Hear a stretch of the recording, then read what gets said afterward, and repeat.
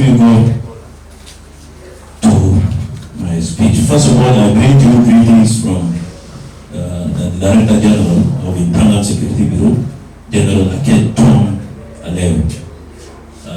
Some of us are confused before with my position or the department that I had. I'm a Director of Public Relations in the Office of Director General of Internal Security Bureau.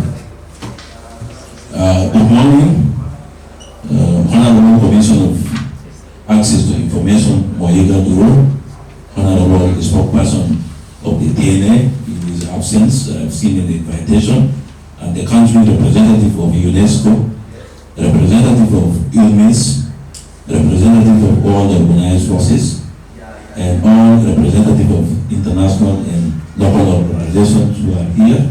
I don't think they are there, distinguished invited guests, ladies and gentlemen. On behalf of this great institution under the leadership of Director General of Internal Security Bureau, General Aket Tom Alew, kindly be informed that as invited to attend this 2 days workshop on the right of access to information, ladies and gentlemen, allow me to shed light direct. National Security Service of the Republic of South Sudan is a law and constitutional abiding institutions that protects the right and freedom of every person in South Sudan, regardless of their nationality, race, ethnicity, political affiliation, and any other social status in accordance with the Transitional Constitution of the Republic of South Sudan 2011 as amended. If you look at the section 6 of the South Sudan National Security Act 2014 as amended in 2024. All of you are aware Article 54 and 55 was passed, and we, the National Security, we don't write laws. Laws are written in the Parliament, and we are happy that the Parliament understood that well. As you all know, Chapter 9, Article 31 of the National Security Service Act 2014 as amended 2024 give full mandate in protecting the right of access of information. I want you to mark that freedom of expression and media in the Republic of South Sudan. The right of access to information, which includes the right to speak,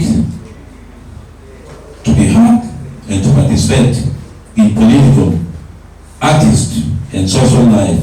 It also includes the right to know, the right to seek, receive, share information through any media in South Sudan.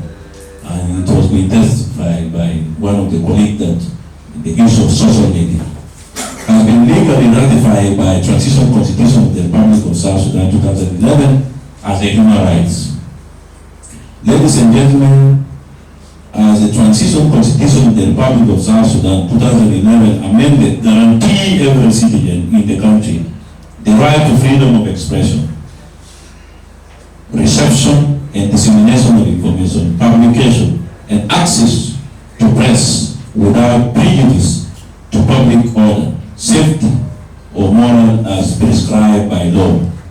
The same provision in our law also subject all the media practitioners, corporates, and an ordinary citizen to abide by professional ethics. This professionalism is also mentioned in Section 6 of the right of access of information. I think Moyiga will correct me that Act 2013 and Section 6 of the Media Authority Act 2013. Also, the right to access of information is also recognized under Article 19 of the National Treaty on Civil and Political Rights and the 9 of African Charter on Human People's Rights. Ladies and gentlemen, allow me also to mirror facts on the national security perspective. I want you now to take it from the perspective of national security. Freedom of expression is a fundamental human right, but it can conflict with national security concern of any country in the world. For instance, based on the regional and international cooperation, African Union's Convention aims to enhance cooperations among African countries on cyber security issues, including the protection of sensitive information. And indeed, the Republic of South Sudan is not in an island. Means all of us are to protect sensitive information of the country.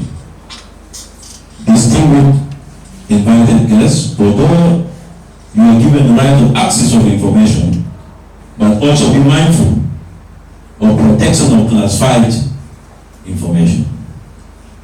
As an obligation, government may restrict freedom of expression to prevent the disclosure of sensitive intelligence information that could compromise the national security of that country. As you may be aware, ladies and gentlemen, that the National Security Service also maintain public order as is stipulated in the National Security Act 2014 as amended 2024 regarding the restriction of information.